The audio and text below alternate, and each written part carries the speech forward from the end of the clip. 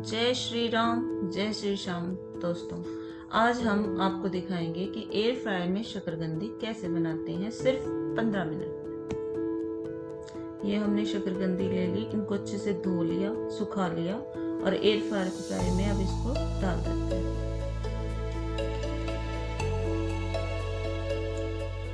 Air fryer का हमने 180 degree Celsius पे टेम्परेचर रख कर दिया है और इसको अभी हम 20 मिनट के लिए छोड़ देंगे, 20 पर करके छोड़ देंगे।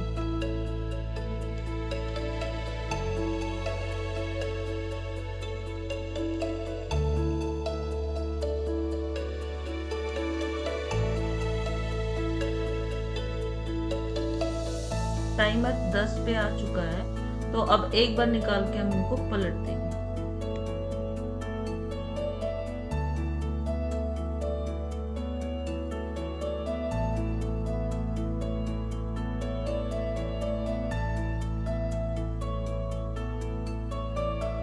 हाँ जी, हमारा टाइमर पूरा हो गया, ग्रीन लाइट आ गई है।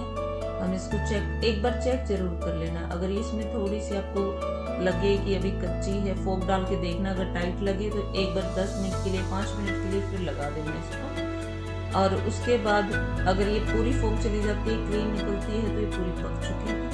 अब इसमें चाट मसाला और काला नमक डालकर गर्मा गर्म इसको भून लेंगे।